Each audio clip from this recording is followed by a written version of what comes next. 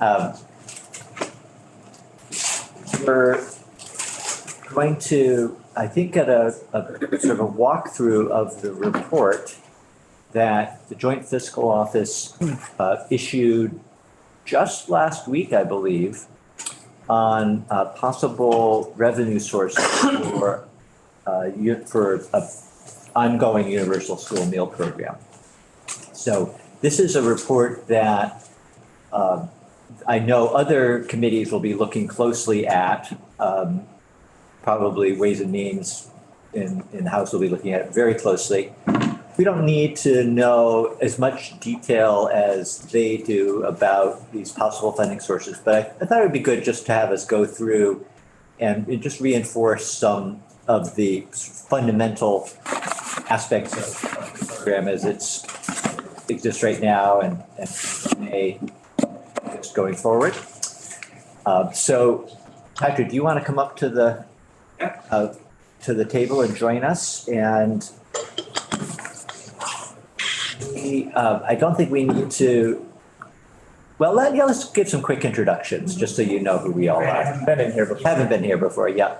So I'm David Durfee from Shaftesbury, also represent Glastonbury and Sunderland down in Bennington County. We'll just go around.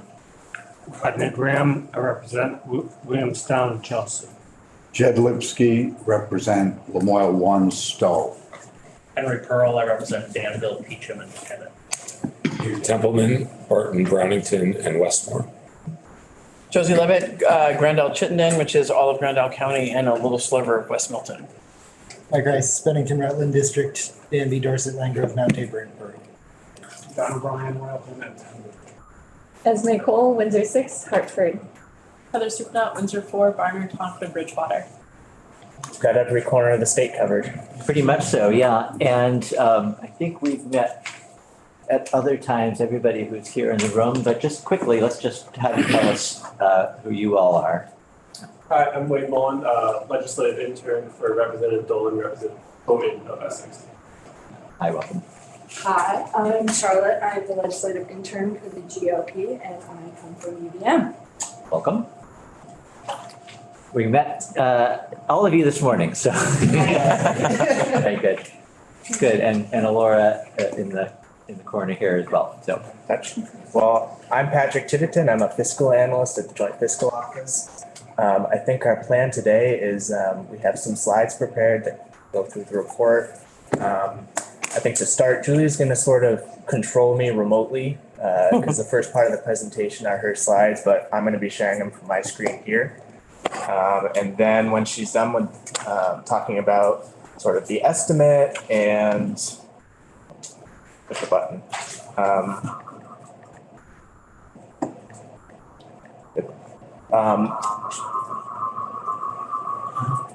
I've got some kind of weak feedback going on. Cool. Phil Barry. I think that that was on my end. okay.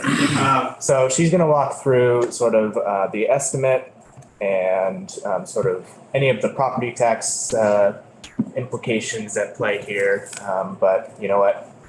I'll just share my screen and I'll let her sort of cover all that.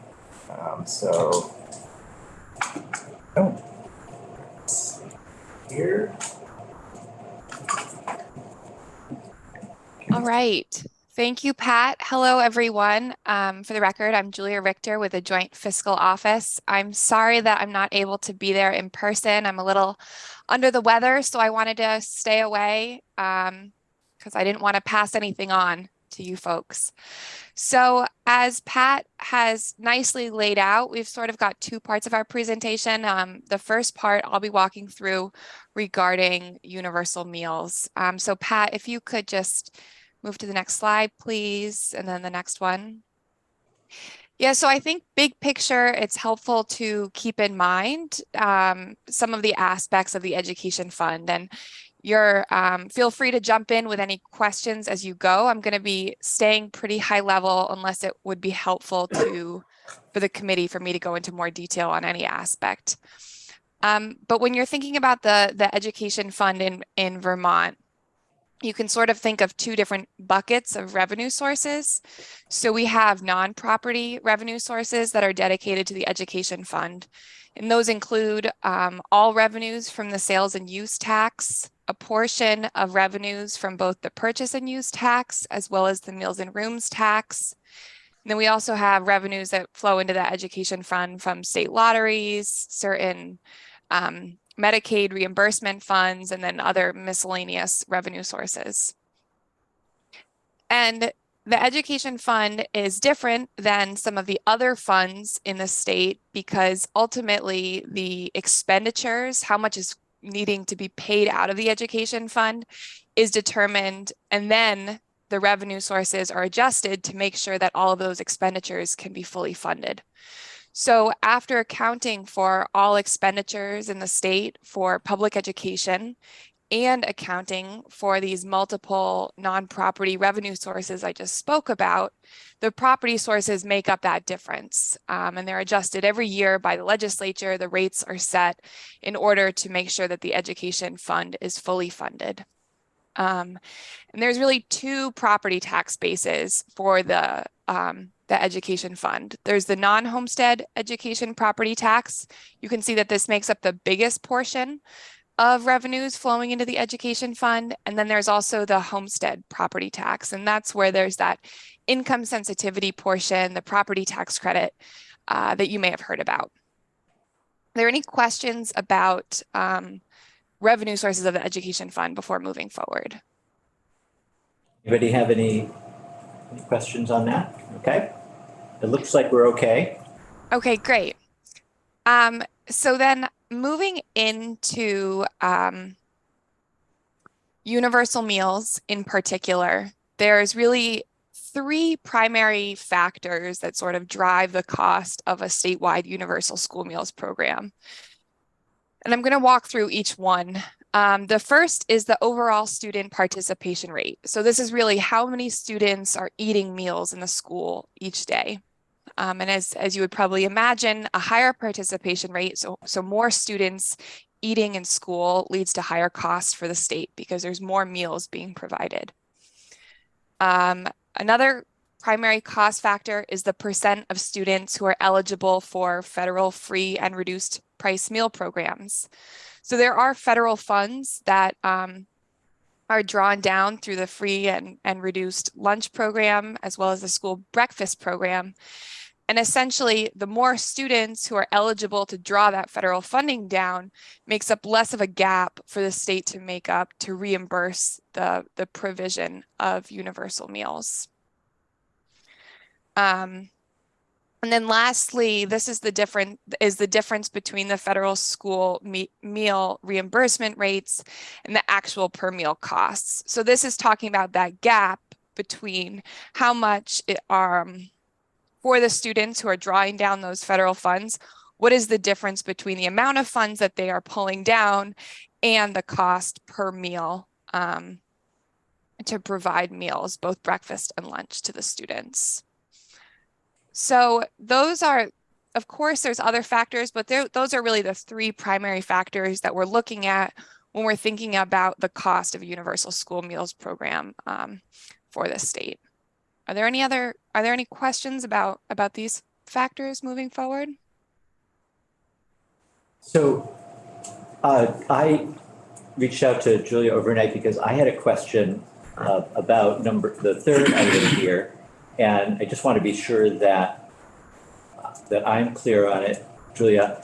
Mm-hmm. Yesterday or sometime recently, we heard not for the first time, but it sort of sunk in that the federal government provides a certain amount of money, even for so-called paid meals. So students who don't qualify for free or reduced, but are purchasing a meal, that the federal government does provide the state or schools with something. And so first question was, what is that something? Because I don't think anybody's quantified that. It could be good for us to have a sense, I think, at some point. I don't know if you know the answer to that. And then Well, let me just pause before I ask the second question, but Sure. give you a chance to answer the first part. Yeah, thank you. So everything that you said is correct, and that is an eloquent way of putting explaining that third cost factor. I don't have the 22-23 number right in front of me.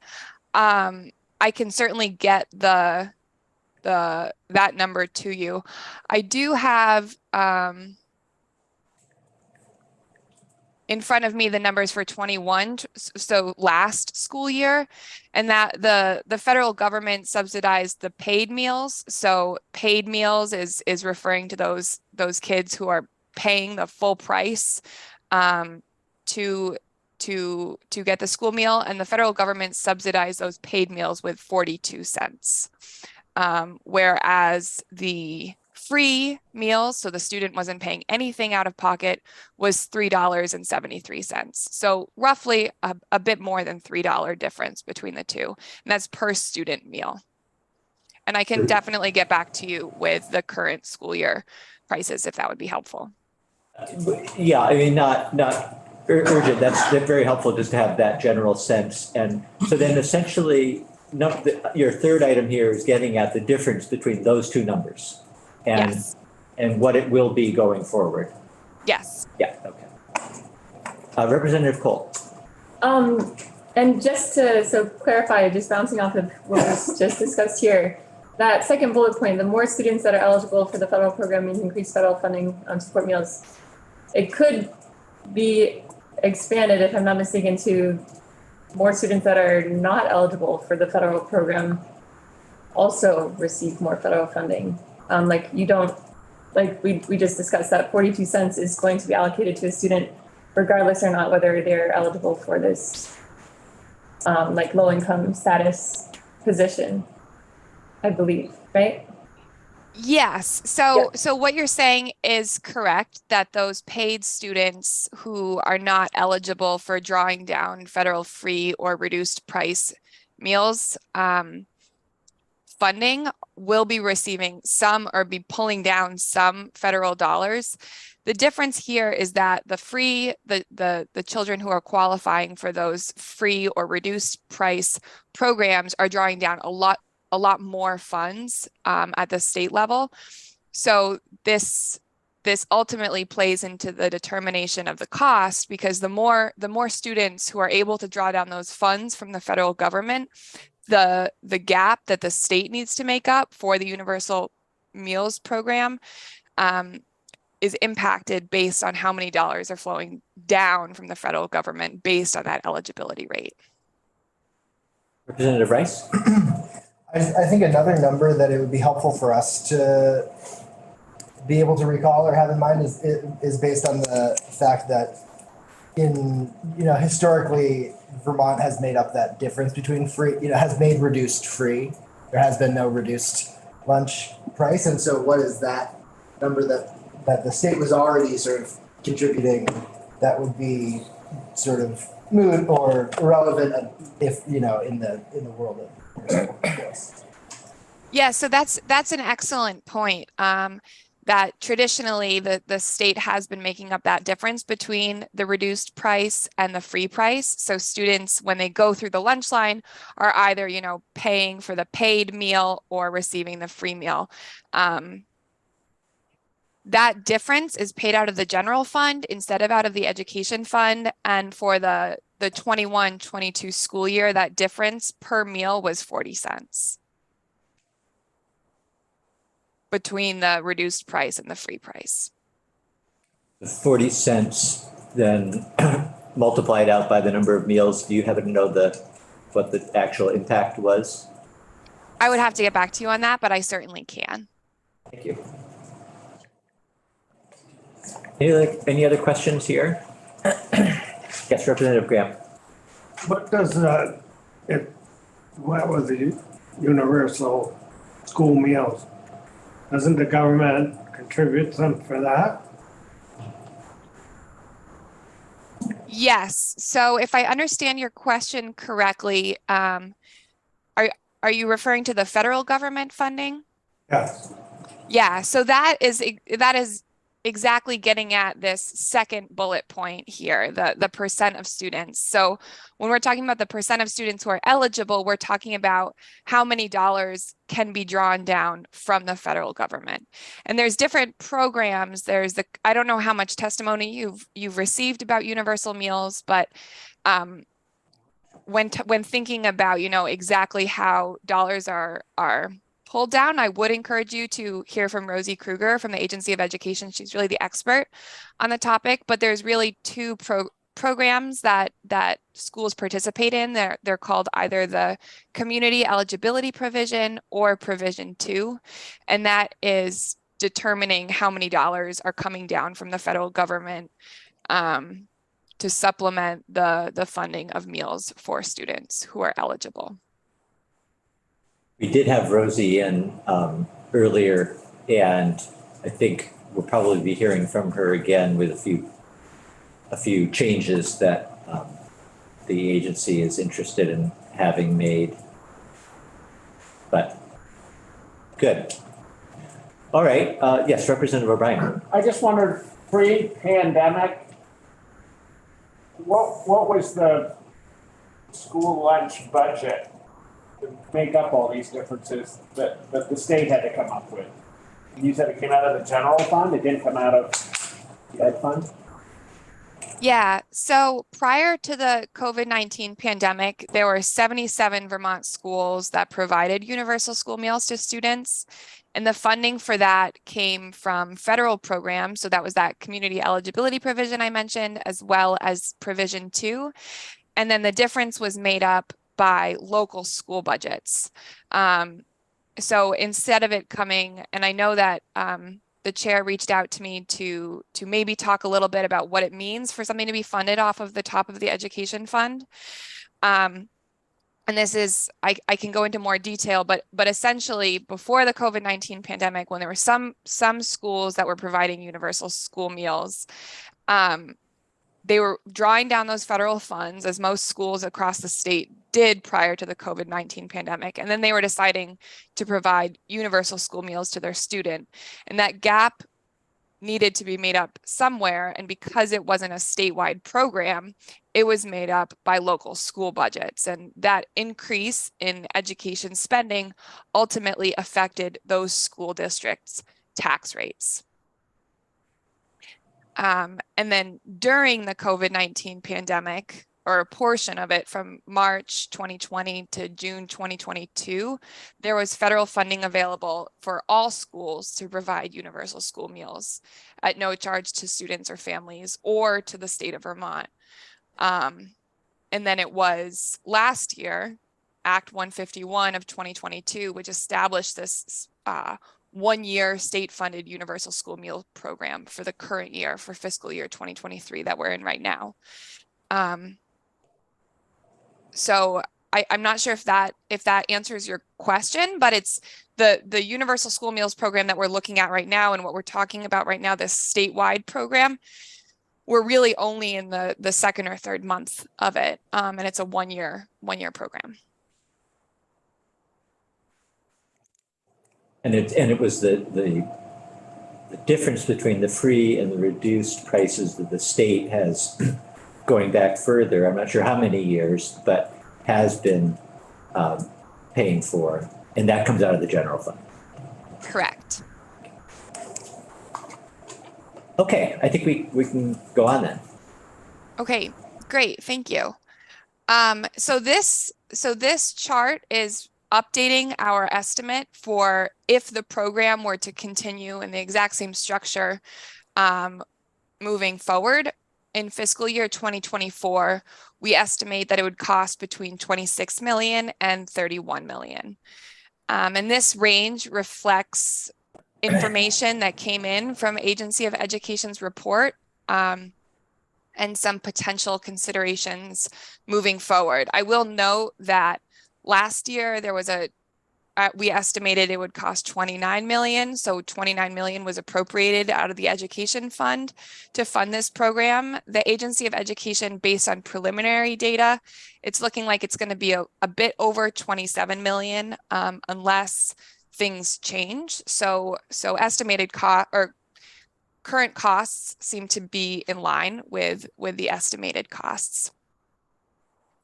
And here we're seeing in this green and blue table, we're seeing the assumptions that went into the estimated cost range of 26 to 31 million. So here in the top where we see percentage of student participation, this is referring to how many students are eating meals. And here on the left side, percentage of students eligible for free and reduced meals. This is talking about, you know, how many students are pulling down those increased federal funds to help supplement the cost of the program.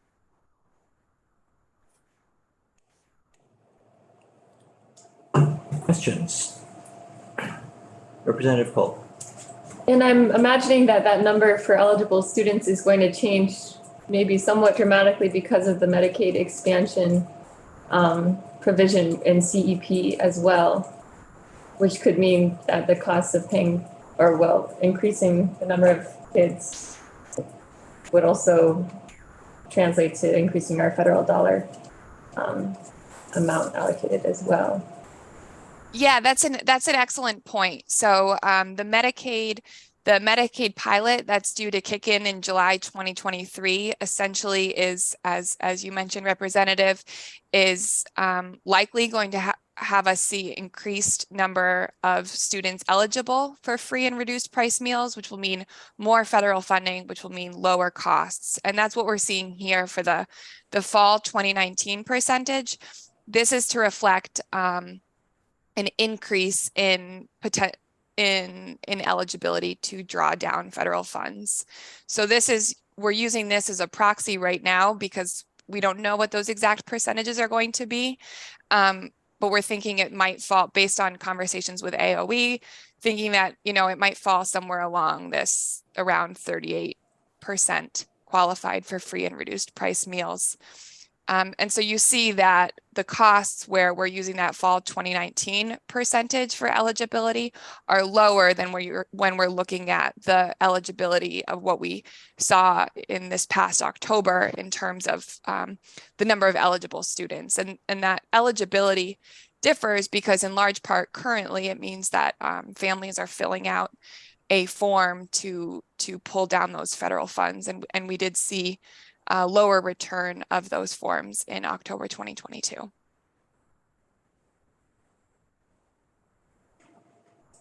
Representative Rice. I was going to ask if that reduced percentage was based on lower return of forms. So thank you. Sure. Representative Graham. So what I'm trying to get my head around is how much prior to this year universal meals, okay? We know what that's costing the state, whether it's general fund, education fund, private funds.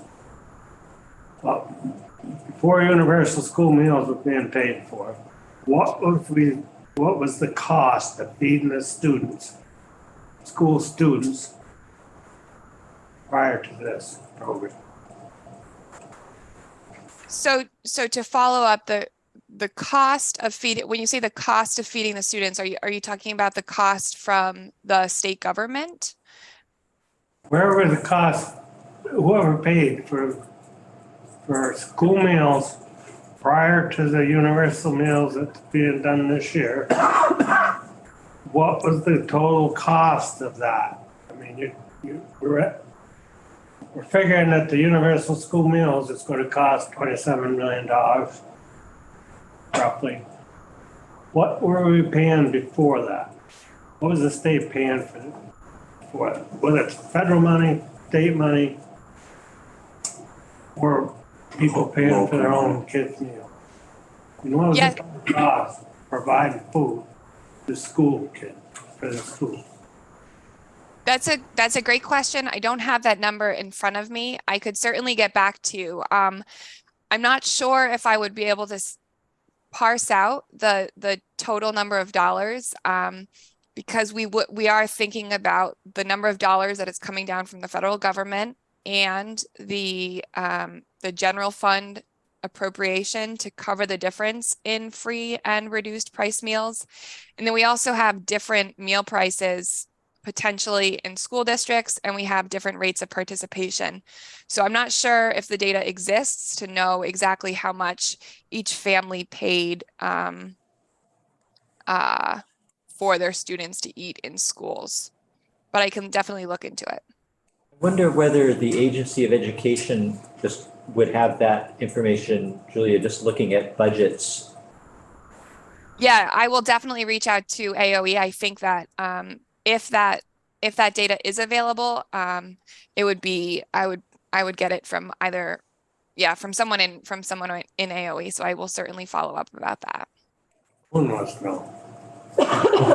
Representative Rice. I would just suggest that the most relevant number for what Representative Graham is getting at would be what that general fund number was, what the state was kicking in, because that's the 27 million too, is what the state is kicking in to make this possible. The federal dollars were coming before, federal dollars are going to come, next year. But what would be nice to understand is what was the state paying before for, very much not universal. I mean, what the actual cost difference is between what we were doing previously to what we're proposing. So now. Thank you for clarifying that. And I probably should have been more clear. This cost for universal meals is in addition to the cost of the general fund transfer. So currently we're looking at, if all else holds equal, around 27 million for fiscal year 2023, the year that we're in right now. That 27 million is in addition to the general fund appropriation to make up the difference between free and reduced price. So the school meals have always been paid out of the general fund and federal money. And families who are covering, or students who are covering the cost of their meals. So the general fund is covering the difference between reduced price meals and free meals.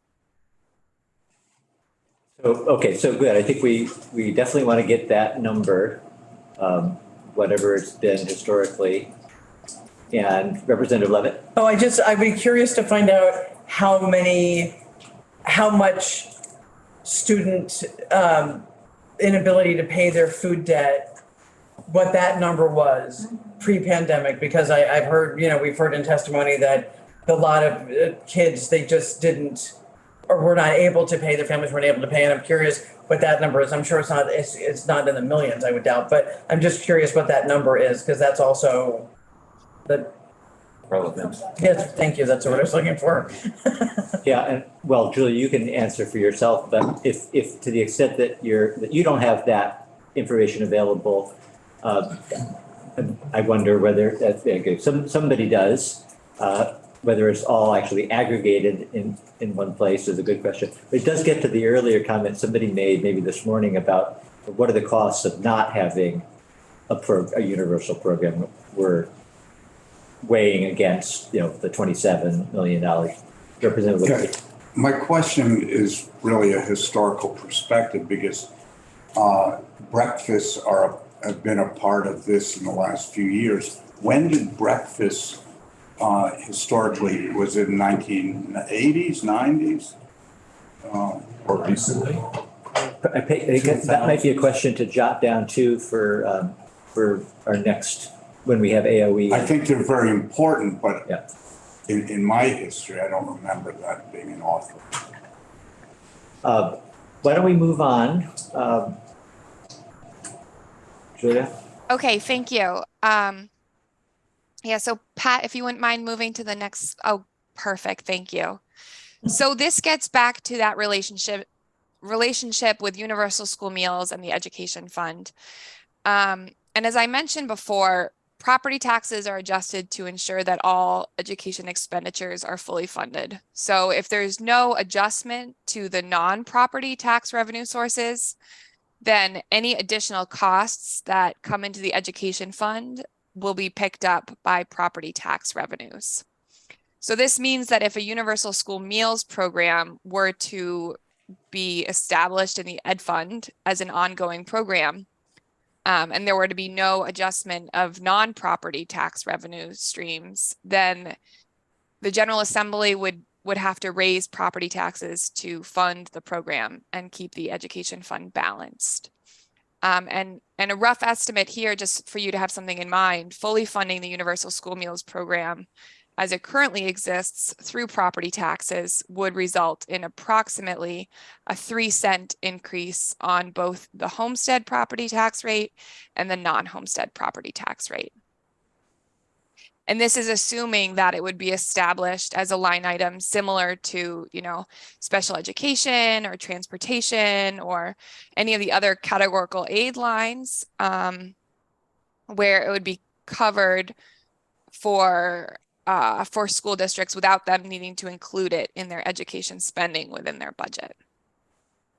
Representative Templeman? Is that a 3-cent per dollar increase? Per hundred? Per $100, yes. $100, okay. And just for context, the what's the sort of current homestead rate? Yeah, so in FY 2023, so there's a uniform non-homestead rate across the state before applying for CLA, and that's $1.466. And the average homestead property tax rate, and that tax rate varies by school districts, varies by town, but the average is $1.386.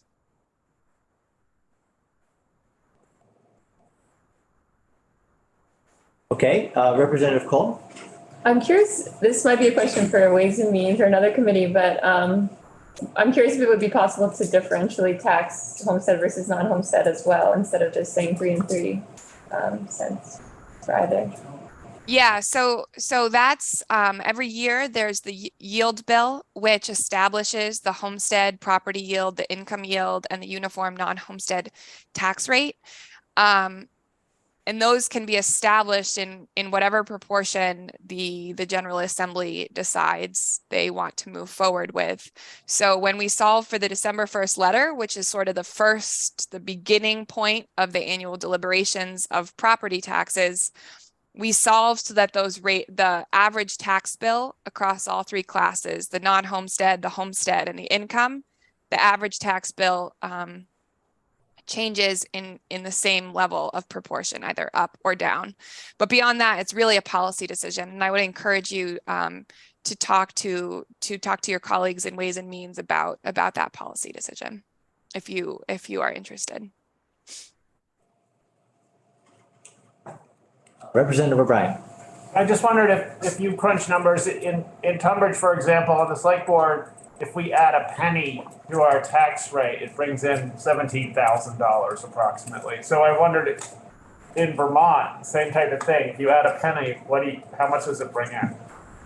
Yeah, so this is very, very rough. I would say it's not, you shouldn't be doing deep math with it, but to have a factor in your head, a penny on both the homestead and the non-homestead tax rate raises approximately roughly $10 million. Thank you. And just as a check, 3 pennies then is $30 million, which is close to the 27 that we're talking about. Exactly. And for FY24, we're estimating 26 to 31. And that's why this is approximate, because we're still, waiting for better data to come in from AOE, as well as waiting to see if and how the universal meals bill moves through for us to be able to provide a fiscal estimate for that. I think you were going to at some point shift Julia back to Pat. So whoever is presenting, I would say feel free now to speed through the remaining slides, just because we've got our schedule that we need to stay on. I think it's good for us to know, basically what you were looking at and what it would involve and what it would bring in revenue, but we don't need to go into a whole lot of detail. Sure. So that actually wraps up my prepared remarks. So I will pass it over to Pat, but I'll hang out here in the background in case there's any more ed fund or property tax questions. Thank you. So we're going to kind of exit the world of property taxes for a minute here and kind of get into the sort of primary thrust of what the report was for, which was looking at potential revenue sources. I don't know everyone's background in here on tax. So if at some point I say something you don't know what I'm talking about, shout over me, interrupt me, let me know. But I guess just jumping right into it. So the report asked us to look specifically at revenue sources that are not ordinarily used for general fund purposes. You remember that slide earlier in this presentation, Julia sort of showed you that portfolio of taxes. It includes sales, a portion of meals and rooms, a lottery, and a portion of purchase and use, and a couple other small ones. But the biggest one, and the one that we focused on in the report for the most part, was the sales tax rate. Part of the reason for that is it's not split up between other funds. Meals and rooms, a portion of that goes to the general fund, purchase and use, a portion of that goes to the transportation fund. So most of the estimates are based on sales tax adjustments. But there was one estimate in here that was written in statute that we had to look into, and that was a tax on sugar sweetened beverages. That one is not a sales tax, so not a tax on value. It's a tax on volume, an excise tax. So we'll get into what that looks like. So sugar sweetened beverages to start. So we actually used a model from past legislation to come up with an estimate for this. In the past, legislation on a 1 penny or 2 pennies per ounce. So 12-ounce can at a penny, that's 12 cents per can in tax that you'd be collecting. And the model was a tax on these beverages at the wholesale or distribution level. So right now, if you go to the store and you buy something that has the sales tax applied to it, you get that little line item on your receipt that shows what you paid in tax. This wouldn't show up on your receipt. Basically, when the retailer goes to stock their shelves, they would be paying this tax, or the distributor would be collecting it. That at that level, it's being remitted. So to the extent that those costs are passed on down the line to the end consumer, kind of varies. They might not have the full amount passed on. They might have the full amount. Kind of depends on what the retailer ends up deciding to do. So sugar sweetened beverages are defined as any non-alcoholic beverage, carbonated or non-carbonated, that is intended for human consumption. I think that little bit is kind of a funny addition to the definition. And contains any added sweetener. For this purposes, we're talking about caloric sweeteners, so sugar for the most part. And this also applies to powders and syrups that are meant to be mixed with water. You think like that powdered iced tea that you can buy that you mix up. So with that sort of definition, this is what is included and what's not included. So soft drinks, fruit beverages, these are fruit beverages with added sugar. Sports drinks, ready to drink tea, energy drinks, and coffee. And so then what's not included in there, and these are some specific policy decisions. So like infant formula that can have some added sugar, but you don't want to be taxing that you don't want to be taxing babies essentially, right? Milk or milk alternatives like soy and almond milk, and then diet drinks, including flavored water, are not included in this estimate. So if we're clear on that, there is currently no state tax like this, no state excise tax on sugar sweetened beverages, but there are 10 municipalities or localities that have it in some form. You can see here, for the most part, they range from the 1 to 2 cent range. But Washington, D.C. actually has a specific sales tax rate for soda that differs from their general sales tax rate. So this does exist, just not at the state level anywhere. And so our estimate, which we came to using sort of a combination of some of the experiences from localities, some academic research, what have you. So a penny per ounce would equate to roughly 17.3 million, and 2 pennies per ounce would be roughly 31.7 million. So that's everything. I know we have to go fast here. Are there any questions on sugar sweetened? No, you're going at a great good pace. I have one really quick question. I read this, fascinating, and then I also read some other group that's also you thinking about, and not that we're gonna do this, but let's say we did, of using the sugar sweetened tax. Someone else is also looking at it as a way to fund their program. So what happens if now there are now two competing groups that think that they're gonna use that tax to fund what they need the money for? I think that might be a question for your leadership. Okay. Depends on who can stake out their claim first, right? Got it. Okay, good answer. Certainly not something I can tell you to do. I think it's just interesting that, so, again, not that anybody's advocating anything, but a 2 cent per ounce tax on sugar sweetened beverages would be roughly the equivalent of property tax, 3 cents on the property tax, $30 million. And one thing I want to point out about this is because it's not a tax on the value of the purchase, it's a tax on quantity. Every year, if Vermonters are buying the same amount of soda every single year, your revenue from this is going to stay flat because it's a tax on the volume. Where there could be inflation, which if it was a value tax, which Vermont sales tax is 6%, as the price of something rises, the tax you collect from that increases. It wouldn't be sort of growing unless people were drinking more soda.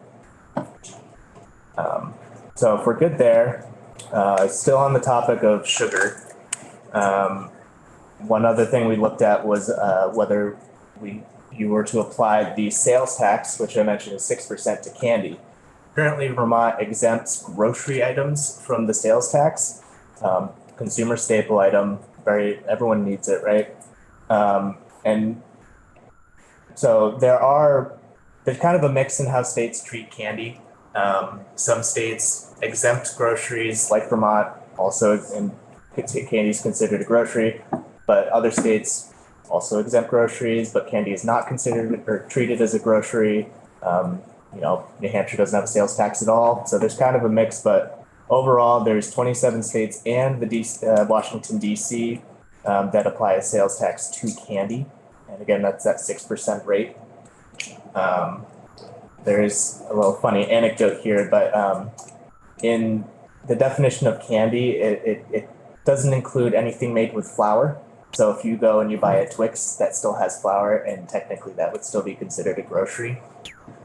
So it is a little difficult with how things are defined, but generally speaking, for fiscal year 24, we estimate that would result in 3.7 million in sales tax revenue, which if you remember, 100% of that goes to the education fund.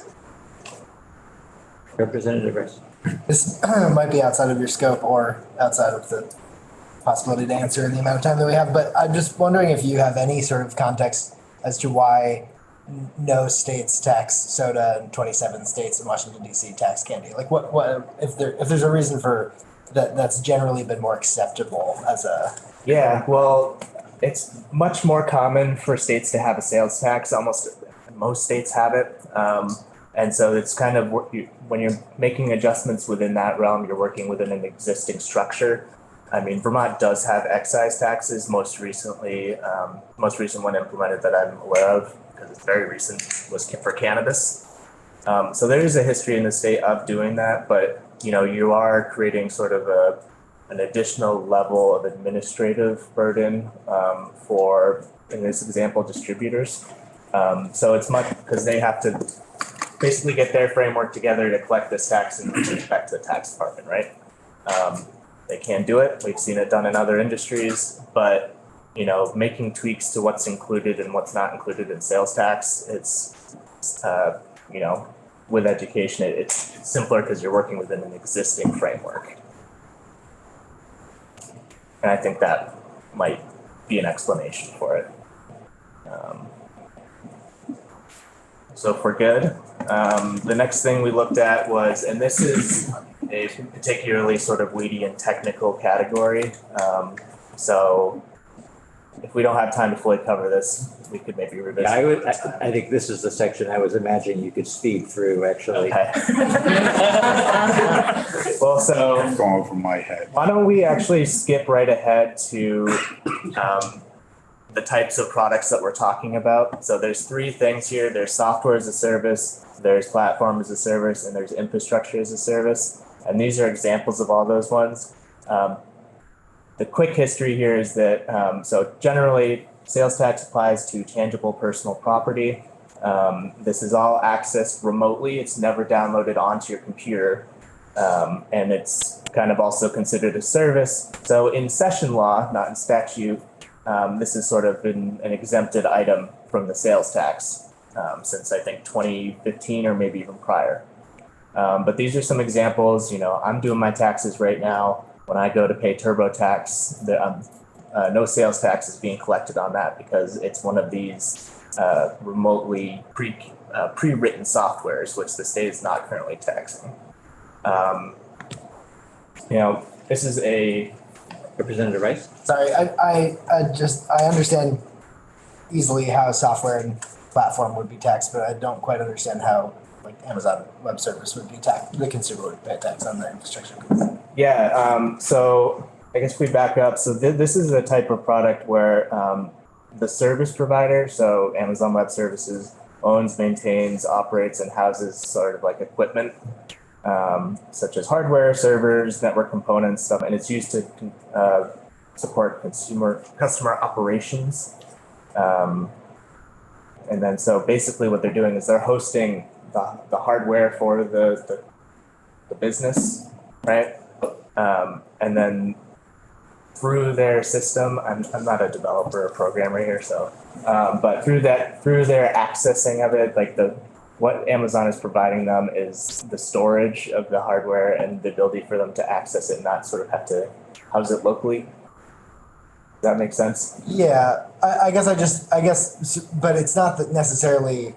So like I, as a consumer, I pay for Dropbox, I pay for Squarespace, I pay the taxes on those services. I don't necessarily, you know, access Amazon. I pay for Netflix and they post their things on Amazon web services, but I don't necessarily, you know, and that's the disconnect, and we don't have to. So one piece that is that I'm kind of glossing over in all of this is that this proposal, and it's based on past legislation, does include some business to business purchases. So I guess in this sense, if you're a Vermont-based company that's utilizing, I mean, I know as a private citizen, I don't use that type of service. But it'd be much more common for like a tech company in the state to utilize that kind of service. You know, often the state looks to avoid taxing sort of what are viewed as business inputs, right? But in this structure that was proposed, I guess this was last year's legislation. It was proposed but not adopted. It included some business to business purchases.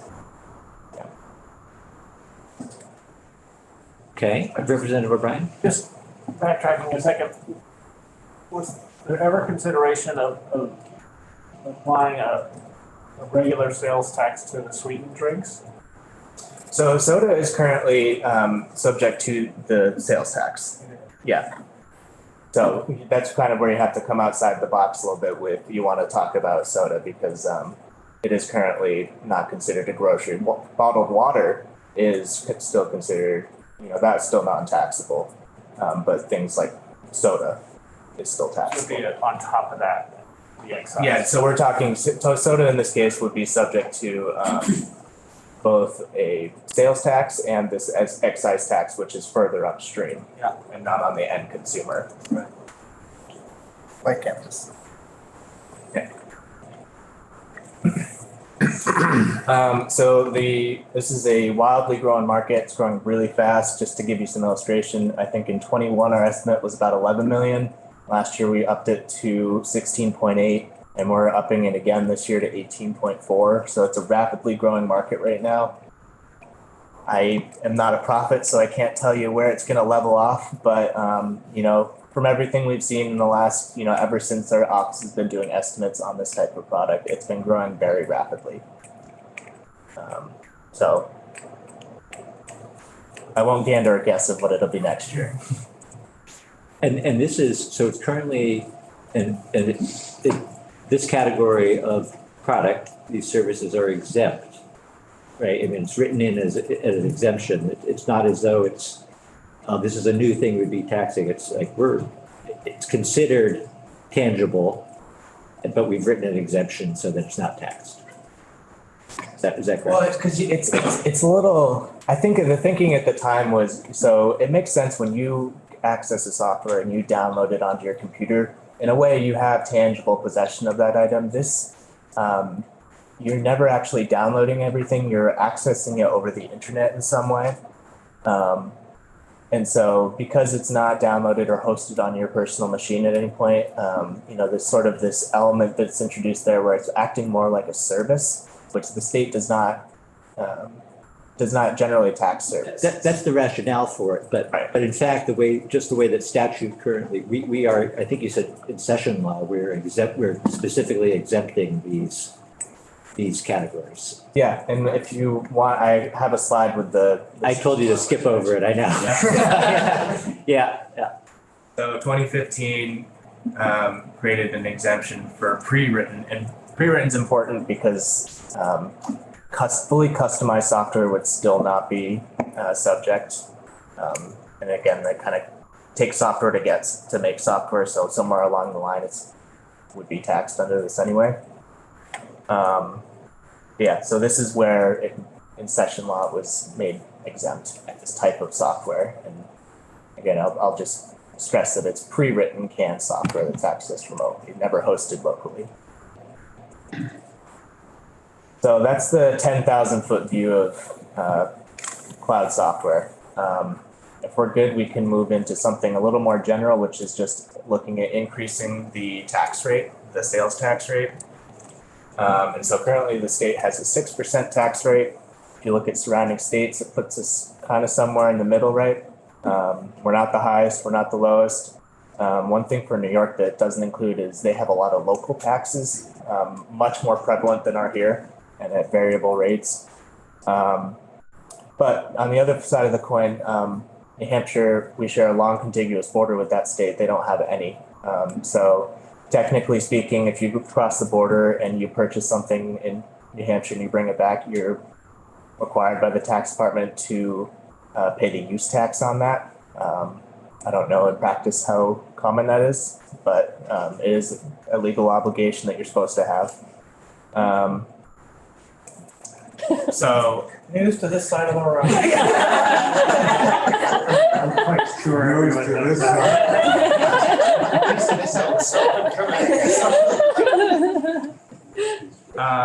So any increases, there's still some space between us and the bottoms and some space in us and the top. So take that for what you will. And so pulling from the January consensus forecast that Tom and Jeff put together, they're projecting 576 million in expected revenue for all things that are currently considered taxable for sales and tax, or sales and use, which equates to roughly 9.1 billion, so taxable sales base, which if we look at that, what is a 0.1% increase in the sales tax rate going to do? Estimating that it's about a $9.1 million increase in revenue. So I guess Julia has her rule of thumb of what a penny raises. General rule of thumb is that this is about 9.1 per 0.1% increase. So that one. Representative Lipsky? Yeah, some municipalities and the district I represent, Stowe, I believe there's going to be an article on our warrant for annual town meeting to add a 1% sales tax to our, we also have a 1% rooms and meals tax, which the state gets a big chunk of. In the 1% sales tax, the municipality keeps, I believe, 70%, but the state is the recipient of 30% of that. And towns are doing this that qualify to do it to offset to keep their tax rate slightly lower for capital improvements or budgeting.